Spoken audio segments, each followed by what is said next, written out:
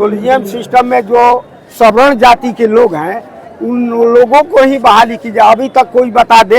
Supreme court का जज बना उनके रिलेशन के लोग होंगे।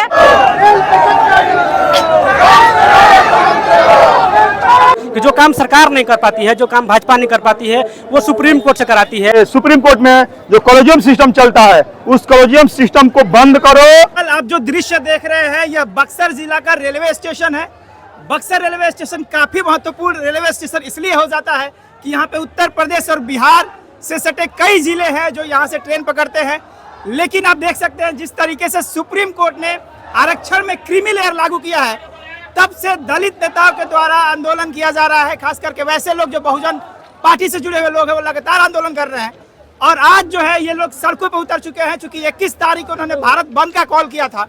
और उसी भारत बंद के कॉल के दौरान आज देख सकते हैं कि रेलवे स्टेशन पे यहाँ पे लोग ट्रेन रोके हुए हैं।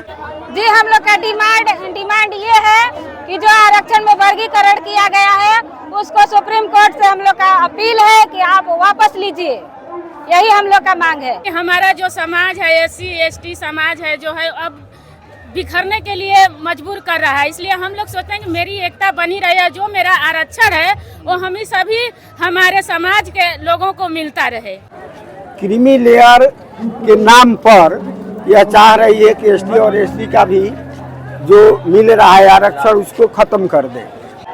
इस फैसले को विरोध में SC ST OBC और संख्यक समाज एवं अन्य पार्टी संगठनों के लोगों के द्वारा ये पूर्ण रूप से भारत बंद है और ये लगातार तब तक चलता रहेगा जब तक इस फैसले को सुप्रीम कोर्ट वापस नहीं ले लेता है। और हम बताना चाहते हैं सुप्रीम कोर्ट को कि आप इस तरह का फैसला दीजिएगा जो SC ST को OBC और अल्पसंख्यक के हित में अगर नहीं रहेगा तो इस देश का जो 85% जो लोग हैं इस देश में उतरकर रोड पर, सड़क पर उतरकर हम विरोध करेंगे और आपको झुकने पर मजबूर करेंगे। और ऐसा असंवैधानिक फैसला को हम नहीं मानते हैं और आपको झुकने पर मजबूर करके हम लोग दिखाएंगे आज के दिन।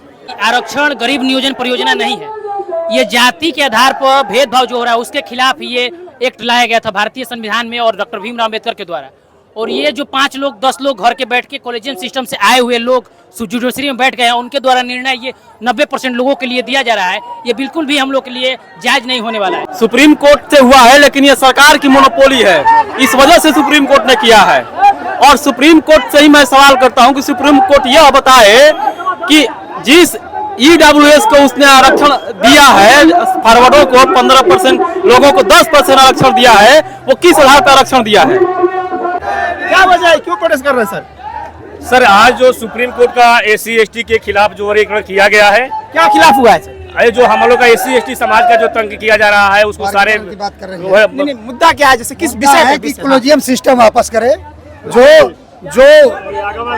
सुप्रीम कोर्ट ने आदेश निकाला है कि हम जो है इसको क्रीमी लेयर लाकर छोटा छोटा टुकड़ा में करेंगे। ये हमारे आदिवासी और हमारे दलित महादलित के लिए बहुत बड़ा घातक है। एक तो हम लोग छोटे हैं, थोड़ा सा हैं, उसके बाद भी थोड़े लोग नेता हैं, थोड़े लोग नौकरी में हैं, उसके बाद भी हमको आपस में बांट के वर्गीकरण करने का काम कर रही है। इस कॉलेजियम सिस्टम को हम लोग सुप्रीम कोर्ट से वापस करने की मांग कर रहे हैं। बहुत सारे लोग पटरी पे आ गए थे सर, क्या मामला था, क्या हुआ?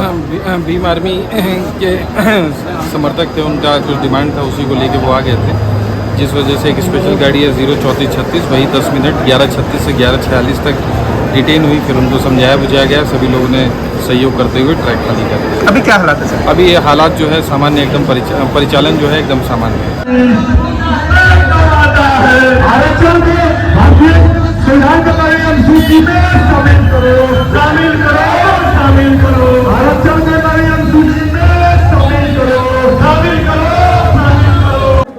कहना है कि जिस तरीके से कॉलेजियम सिस्टम है जिसमें किसी खास वर्ग के लोग जज बनते हैं, उनके रिश्तेदार जज बनते हैं, और इस वजह से जो उनके फैसले आते हैं वो दलित विरोधी फैसले होते हैं। आइए सुनते हैं ये नेताओं जो सड़कों पे उतरे हैं उनका क्या तर्क है। कॉलेजियम सिस्टम ये है सर कि वहाँ जो है जज का बेटा, जज सुप्रीम कोर्ट का जो मुख्य न्यायाधीश होता है वो क्यों न्यायाधीश है, मुख्य न्यायाधीश क्यों बनता है? उसका बेटा का बेटा नहीं ना बनना चाहिए। यही कॉलेजियम सिस्टम है कि अगर कोई जज बन गया, सुप्रीम कोर्ट का जज बना, उनके रिलेशन के लोग होंगे, वो फिर जज बनेंगे, वो फिर उनके रिलेशन के लोग होंगे, उनका अपने एक पीठ बना लिया जाएगा, जज बना लिया जाएगा, और वही जो फैसला देंगे वही फैसला फैसला होता है, तो ये चीज नहीं होना चाहिए। आप भी समझ सकते हैं कि हम IAS का एग्जाम देके IAS बनते हैं, कंपटीशन देते हैं, तो कॉलेजियम से इतना बड़ा फैसला लेने के लिए किसी को कैसे उठा के डाल दीजिएगा। कि जो काम सरकार नहीं कर पाती है, जो काम भाजपा नहीं कर पाती है, वो सुप्रीम कोर्ट से कराती है। आरक्षण जैसे बिहार का परिप्रेक्ष्य में आप देख लीजिए कि बिहार में जो जातिगत जनगणना कराकर हमारा आरक्षण बढ़ाने का सरकार ने, जो बिहार सरकार ने काम किया था, उसका विरोध भाजपा ने किया और भाजपा इस आरक्षण को रद्द नहीं करा पाया, तो हाई कोर्ट ने रद्द कर दिया। हाई कोर्ट के बाद सुप्रीम कोर्ट ने भी स्पष्ट लगा दिया है। तो जो काम भाजपा नहीं कर पाती है, वो काम सुप्रीम कोर्ट से, हाई कोर्ट से कराया जाता है। सब एक ही थाली के चट्टे बट्टे, हमको किसी पर भरोसा नहीं है। आज जो फैसला आया है सुप्रीम कोर्ट, अगर हमारे SC ST OBC के भाई होते तो आज ये फैसला, ये नौबत नहीं आता। हमारे समाज के लोग नहीं है उसमें। IAS का एग्जाम होता है तब जाके IAS बनता है, जज का क्यों नहीं एग्जाम होता है? क्यों उनके बेटा का बेटा ही बनता है जज? कॉलेजियम सिस्टम में जो सवर्ण जाति के लोग हैं, उन लोगों को ही बहाली की जाए। अभी तक कोई बता दे कि दलित, कोई भी दलित जज सुप्रीम कोर्ट में है? कोई नहीं है। जो भी है तो उसको देखिएगा तब टोटल सवर्ण जातीय के लोग। यहाँ सुप्रीम कोर्ट ने जिस तरह से दलितों के साथ भेदभाव किया है और उनके जो दिया गया अधिकार है उसको हनन करने के लिए, उनसे बंटवारा करने के लिए जो व्यवस्था किया है, तो उस पर आकर सभी समाज